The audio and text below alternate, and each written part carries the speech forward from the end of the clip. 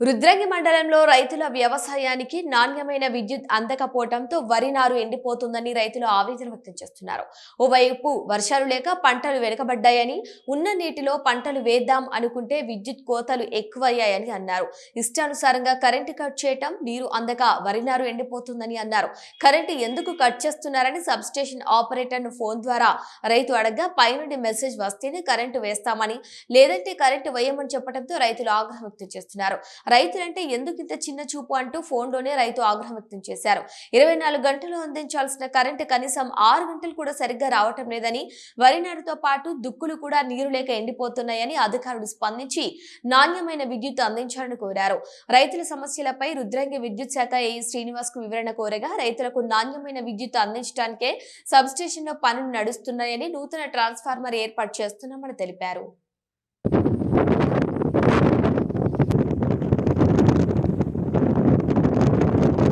వర్షాలతో పాటు కరెంట్ లేక ఇబ్బంది అవుతుంది. ఈ కనీసం కరెంటు గురించి పట్టించుకొని నాదు లేడు.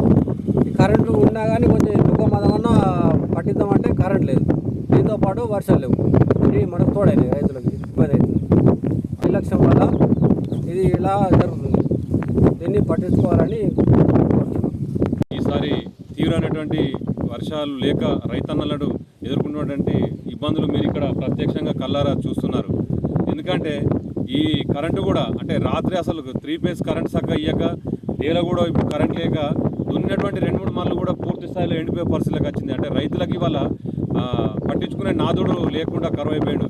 ఇవాళ కరెంట్ అధికారులకు ఫోన్ చేసి అడిగితే కరెంట్ ఎప్పుడు వస్తుందో మాకే తెలియదు, మాకు పైన నుండి మెసేజ్ లేదనడం, లేకపోతే మీరు ఎమ్మెల్యే దగ్గరికి పోతారా, ఎస్సీ ఆఫీస్కి పోతారా, డిఈ ఆఫీస్కి పోతారా అని చెప్పి రైతులనే వారి మీదకే ఉల్టా మాట్లాడుకుని చేయడం. ఎందుకంటే ఈసారి తీవ్రమైనటువంటి ఎలినో ప్రభావం దృష్ట్యా వర్షాలు లేకపోవడం, మళ్ళీ ఇక్కడ చెర్లలో కూడా కాళేశ్వరం జలాలు లేక భూగర్భ జలాలు అడుగంటుకుపోయినాయి.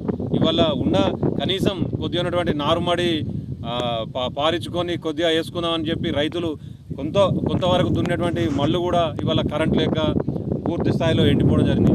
ఇవాళ ఈ ప్రభుత్వం అధికారులు కానీ ప్రభుత్వ యంత్రాంగం కూడా స్పందించి రైతన్నలకు నాణ్యటువంటి విద్యుత్ని అందించాలని ప్రభుత్వాన్ని కోరుతూ ఉన్నాం. ఇవాళ డేలో కూడా అసలు 6 గంటలు కూడా రావడం లేదు. ఎందుకంటే ప్రతిరోజు ఆ విద్యుత్ అధికారులు అడిగితే ఇవాళ మెయింటెనెన్స్ ఉందనడు, లేకపోతే సబ్ స్టేషన్లో రిపేర్ చేస్తున్నాం, ఇది చేస్తున్నాం, వారం రోజుల నుంచి ఇదే వాళ్ళు చెప్తా ఉన్నారు. కానీ ఇవాళ కనీసం 6 గంటల కరెంటు కూడా దిక్కు లేదు ఇవాళ ఈ ప్రభుత్వంలో. మరి ఇవాళ ఇప్పుడైనా కానీ స్పందించి గౌరవ ఎమ్మెల్యే గారు కూడా స్పందించి ఈ కరెంటు సమస్యలపై వెంటనే అధికారులతోటి విన్నవించి రైతన్నలకు నాణ్యమైన విద్యుత్ అందించాలని రైతన్నల పక్షాన కోరుతా ఉన్నాం.